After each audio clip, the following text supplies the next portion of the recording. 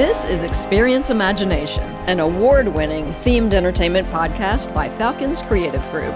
Story connects people to the experience. Every aspect of creativity is brought together. We wanted to do something different and fresh. There are so many different disciplines that are involved in this industry. Nothing will get you further than your passion. This entire process is just making us better designers. We're really pushing the envelope. Welcome to Experience Imagination. I'm Audrey DeLong. We have touched upon so many topics on this podcast, but this month's topic is just a little more special because you, the fans, got a say in what we're going to talk about. That is right. We put out a poll at the end of August, and we asked which subject would interest you the most. The winner was... Rick, can I get a drum roll, please? The psychology behind attractions.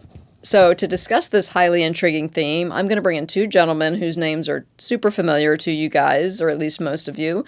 We're going to talk to Cecil Magpuri, our CEO here at FALCON'S Beyond. You guys know him. And Mike Hightower is our special guest for this episode. Mike is the recently retired president of Universal Creative, and that's the team that designs, develops, and delivers attractions, shows, hotels, restaurants, resorts, you name it, across the globe for Universal Parks and Resorts. And Mike championed projects from concept through opening in the U.S., Japan, Singapore, Spain, Dubai, and China. So without further ado, we want to get right to that conversation with Cecil and Mike.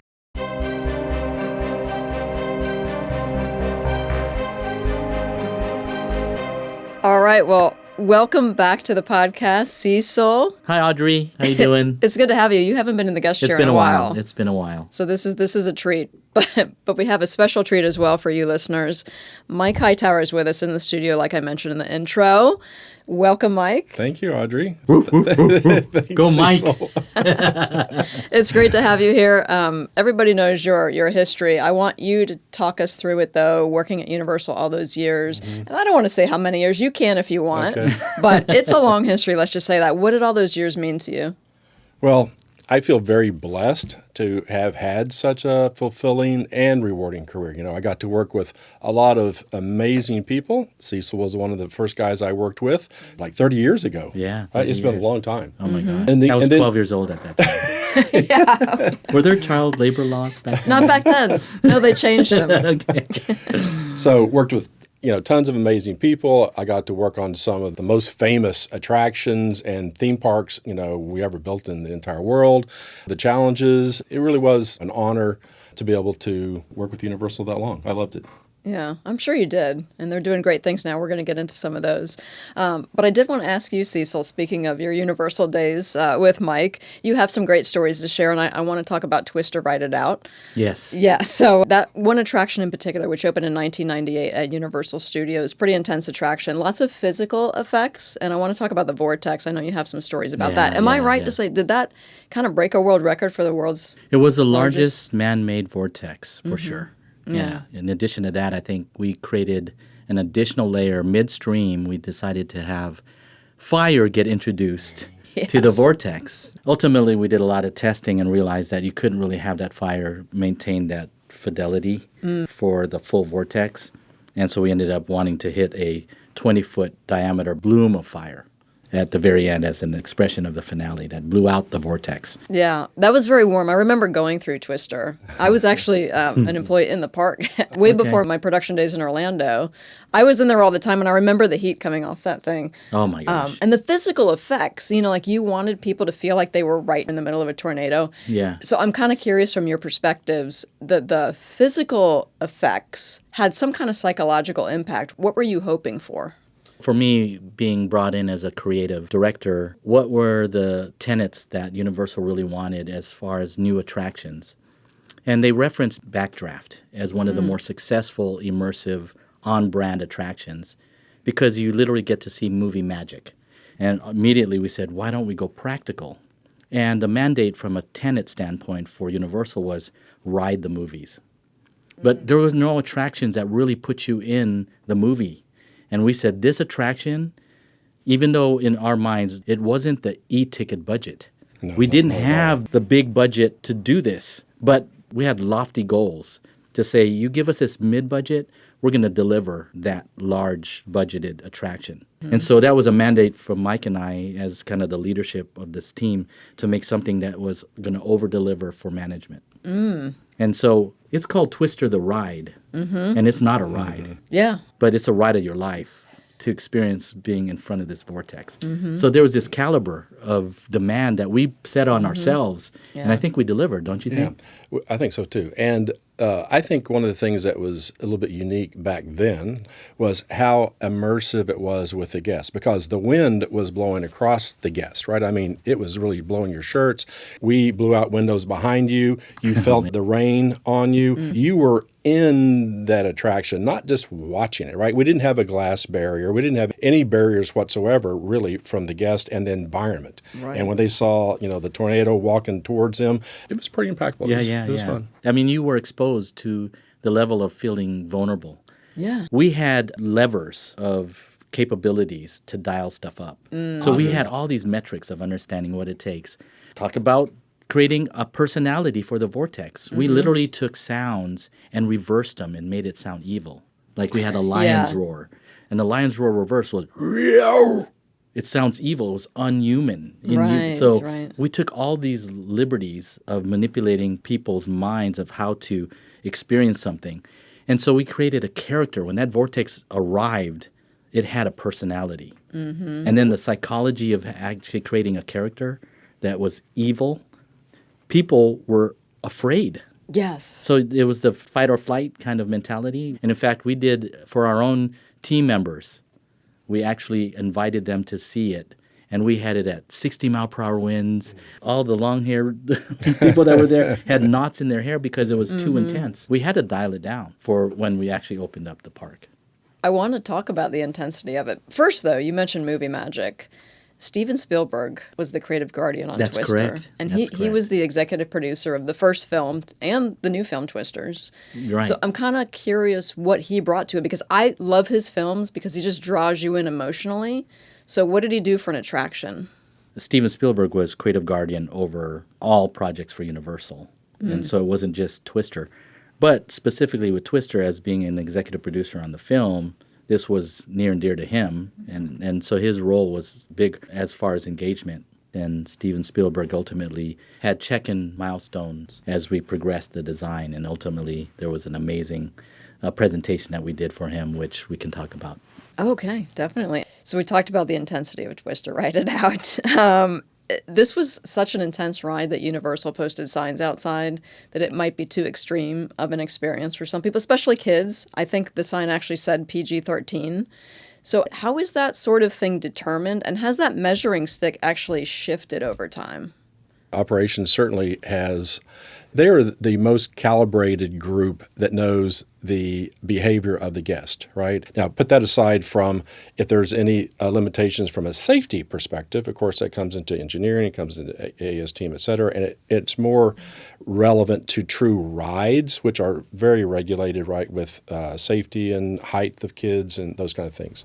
But I think there are attractions that are geared towards, age-specific requirements. I mean, Halloween Horror Nights is way too intense for young kids, and I will give a confession of a bad dad story by myself. So my son wanted to see Halloween Horror Nights, and I thought, okay, I can't remember. I think he's 10 or 11 years old. Yeah. It's like, okay, I think it's okay. So he and I went alone, and we're sitting on a park bench, and the chainsaw gang comes along, Yeah. no, and then ring, ring, ring, ring, and when they fired up the real motors, one guy in full costume runs straight towards our bench and swings his chainsaw and stops 2 inches from his neck. He burst into tears. Of course. I thought, oh my God, bad dad.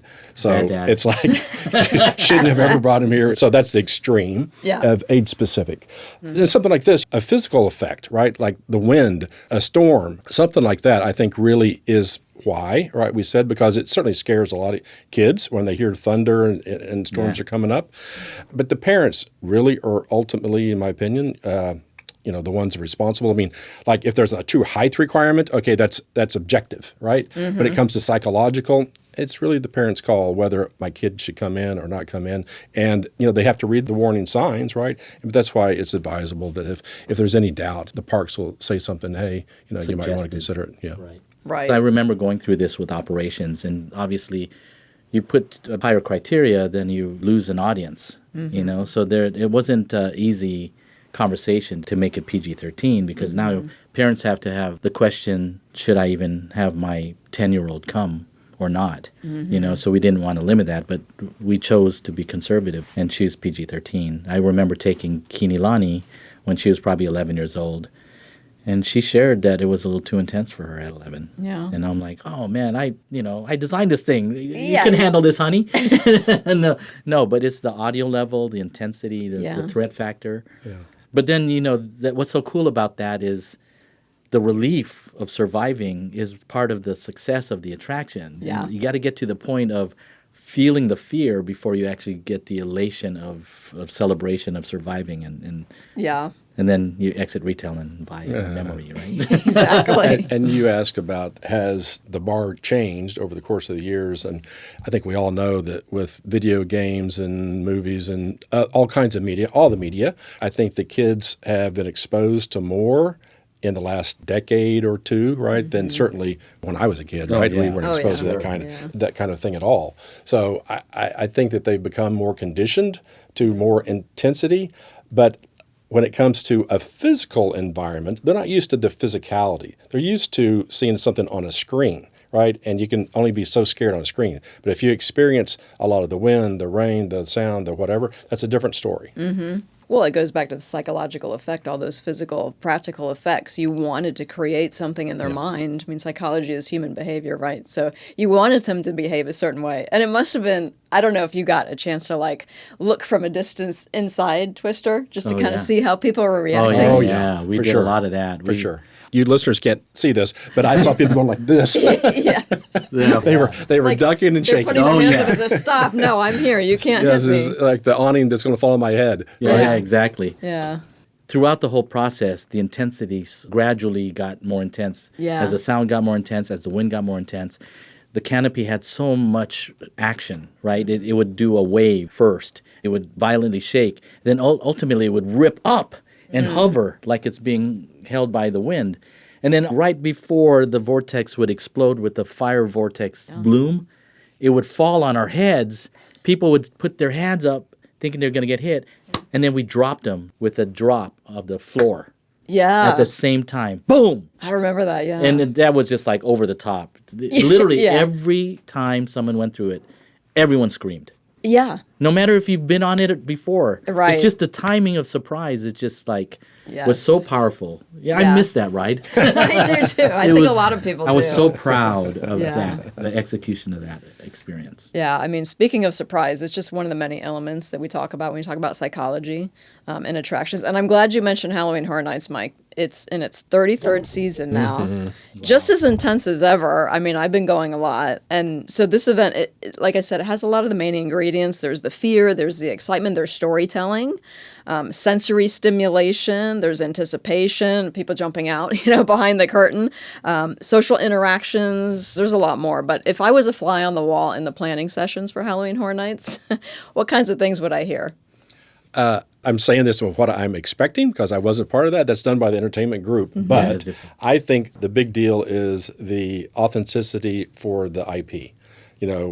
Universal picks specifically certain IPs.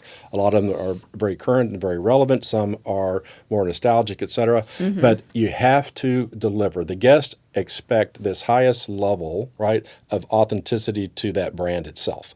And so how can Universal deliver on that brand, on point, and take it to the extreme that you can, right? And it means you can't touch anyone, you can't do certain things, but take it to the limit. But it's all about being authentic and delivering against that brand. And I think we did that with Twister. We wanted to give the guests the feeling of being authentically in the movie.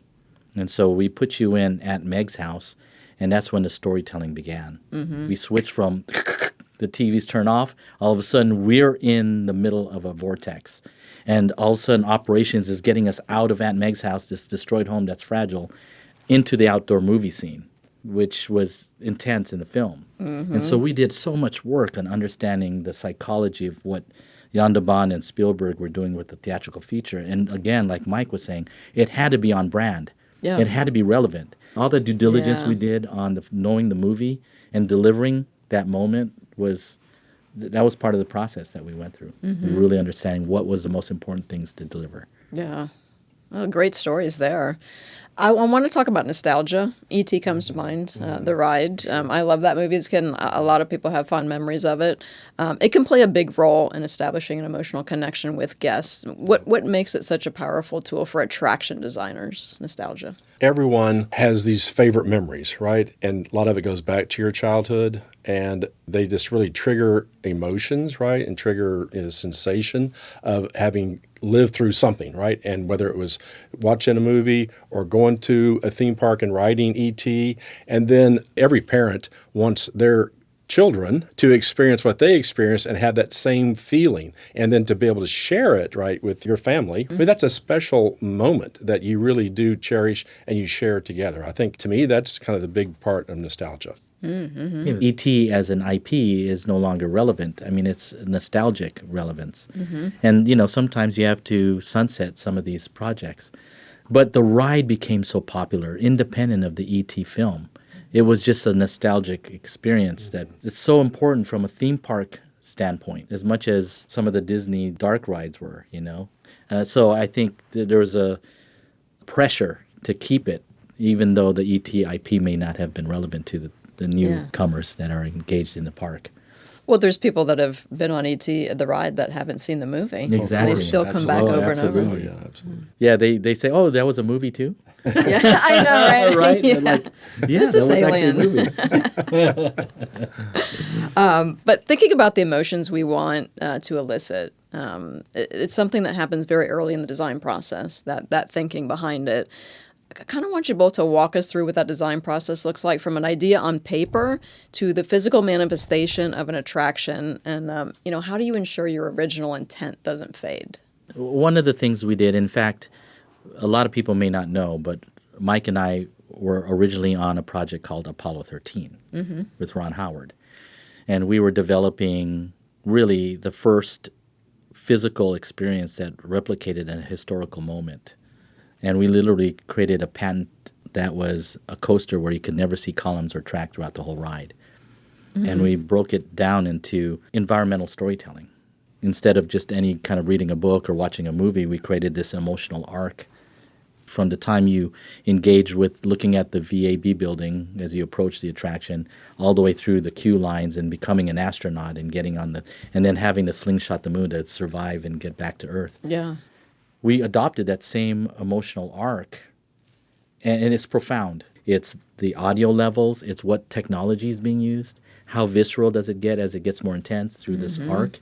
So all those layers become part of that design filter, and that was one that I know we used on Apollo 13 and then ultimately adopted it for Twister.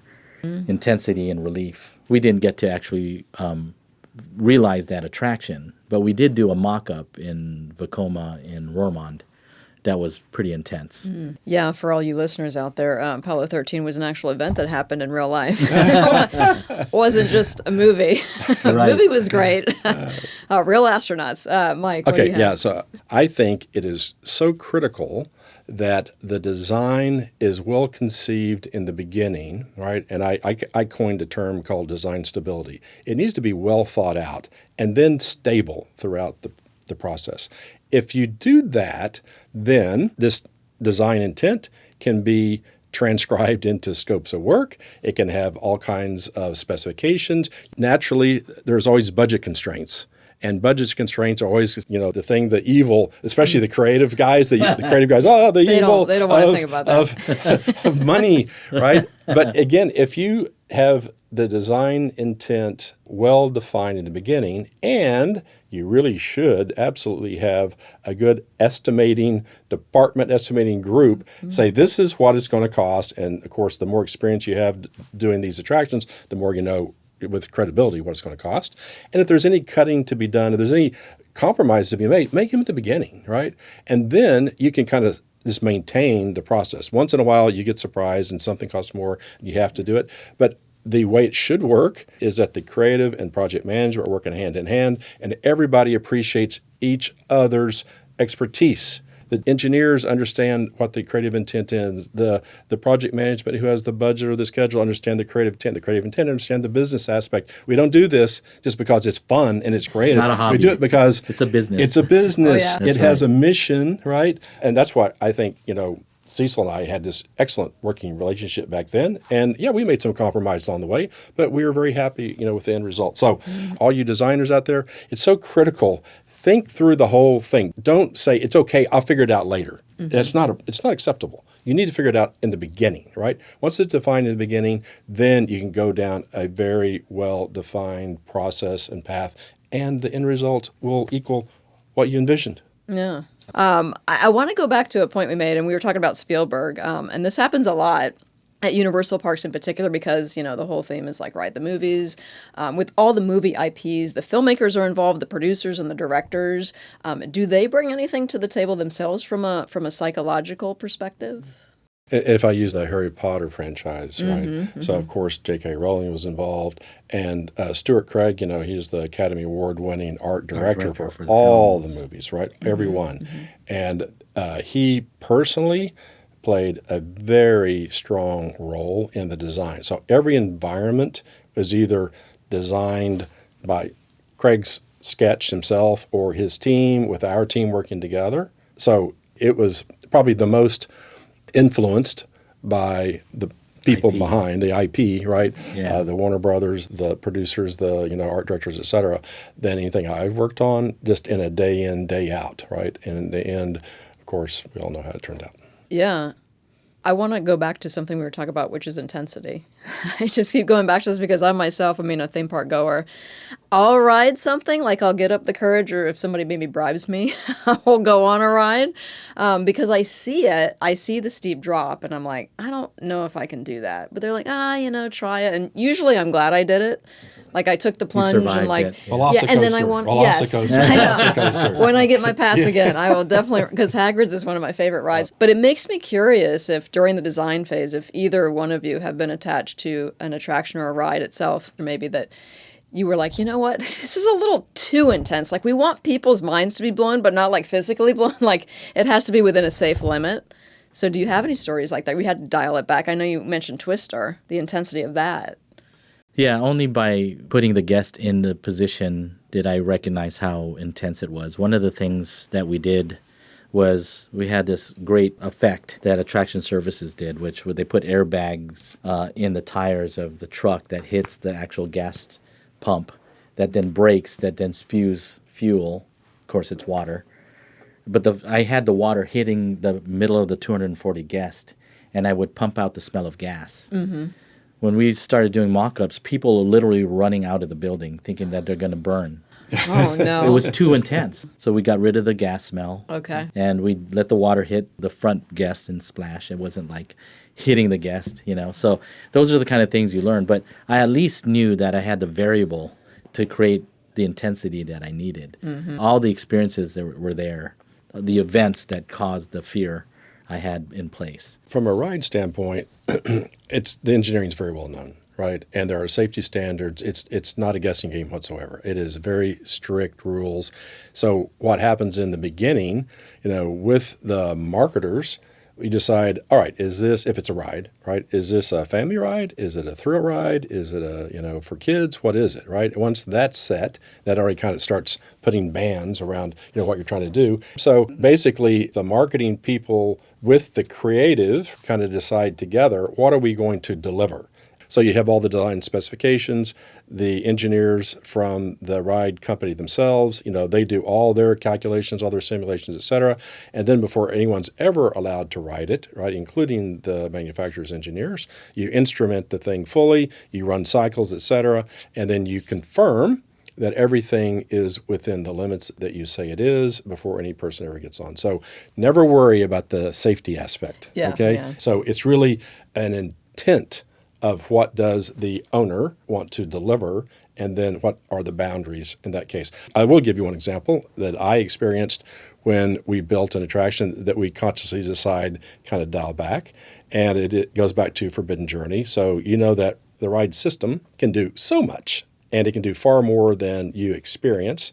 And we had many discussions in executive meetings on one specific thing: how far back do we want to tilt people? Because when you go so far back, you can slide. You're still contained. You're not going to slide out, right? But when you lose the contact of your seat and you start moving, that kind of initiates a little bit of a fear factor, right? Yeah. And or there's the motion sickness issue, right? Yeah. How much do you want to move people around? And that has a visual media aspect. And the people in the industry, I'm sure all know, there's a whole science associated with motion sickness, and everything has to be in sync, and your body has to experience what your head and eyes are seeing. Otherwise, if they get out of sync, you will absolutely get sick. Yep. So we went through a lot on that in simulations, but we consciously decided upon where we finished, right, about how much is too much and wouldn't go past a certain limit. Yeah, that's a really interesting That's a story. good example. It is a good example because I know that ride pretty well too. Exactly. I did want to throw a couple questions at you guys from our listeners. We put out a poll, and we had 2 great questions I want to ask. So we'll see how you answer these. Okay. So the first question is, how do attractions measure emotions to keep the experience novel and unique for returning visitors? Okay, so Universal, and I'm sure pretty much all the parks, have surveys, right? And every attraction is measured, and then you see over time, is it waning, right? And does it need a refresh, a boost or something? Or maybe it's not as relevant, whatever. So that's a metric that you can use to see, how well is it connecting still. That's interesting, because I think when we design an attraction, there's a lifespan that it's supposed to live for. Mm-hmm. If you start to change out attractions too frequently, it doesn't make sense from a financial standpoint. Mm-hmm. Delivering the quality level and the intensity to a certain level was going to give its longevity. Media-based attractions, there's an option to change content, but even that, I think you need to lean in as if it's going to be a permanent installed experience. Right. Instead of something that you're going to modify. Like IMG Worlds of Adventure, those characters are they've been around for so long, they're not going anywhere. You would think that those would be mainstays as well. Yeah, the IPs. Yeah, Marvel IPs and Cartoon Network IPs are popular. So I think that's part of it too, is securing IP that has kind of an evergreen nature to it. Right. Where it draws people back. Mm-hmm. Well, let's get to the second question. So this came in, it's really about user experience design. What considerations are made when planning light and color for the purpose of wayfinding in UX design? Well, the only way I could think that question is being asked is UX, meaning what's your interface? Mm-hmm. So if there's an attraction, let's say Toy Story Mania, your UI is actually a cannon that you're shooting. How do you highlight that, and how do you make it easy through light and making it obvious? That tends to be very heavy when it comes to interactive experiences. Illuminating, making it easier for guests to understand what to do when they're engaged with something. Mm-hmm. Men in Black, maybe 10% of the people actually hit the red button when they blow up the monster at the very end. Mm-hmm. Those are missed opportunities if you don't highlight it properly. Right. In the beginning, we got hired to analyze Men in Black as a third-party resource. And one of the things we communicated was the accuracy of the gun was off, and that no one really understood that if you hit the button, you get 100,000 points. And so having it off and only turn on during the time that you could hit it were kind of the things that I think it's experience and past case studies that kind of give you an indication of what's the right thing to do or not. And probably for wayfinding, maybe that's going to evolve more. Clearly, things are becoming more digital, things like that. So you could pretty easily have some interactivity going on there. It's not something that I consciously see either when I'm walking around a park. I'm looking for signs basically telling me what the wait times are for the attractions. Mm-hmm. Yeah. And that's really all I care about. Yeah. Well, I did want to throw this last question to you guys because we kept this conversation mainly contained to single attractions. But because I have you two here and you have these long careers with this vast experience about designing theme parks, I'm wondering, when the whole design process for a theme park, do you have human behavior in mind when you're master planning? Oh, yeah. I mean, if you've ever gone to a university and you see dead grass because someone's gone from A to B faster, it's not Yeah. the path that they choose. It's the path that's most efficient for them when they go to class. And so we're constantly looking at how efficient it is going to be for guests to go from A to B. It's like flowing water. We literally sometimes in our mind's eye take a plan and dump water at the entry and see how fluid it is to get through the park. So it starts to cut corners and smooth walk paths. But then there's also moments where you want to actually disrupt the path so they can actually stop and see the highlight of a certain point of view. So there's a constant dynamics of positive and negative space that you're dealing with from a master planning standpoint and where you want people to focus.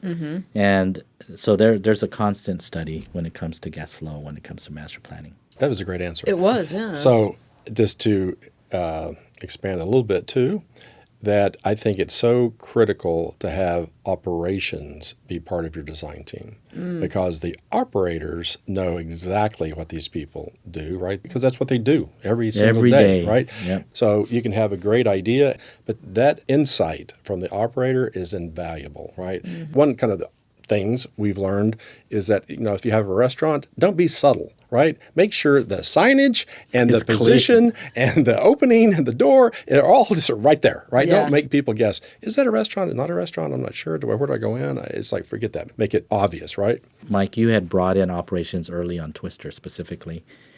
And it was way early on in the concepting.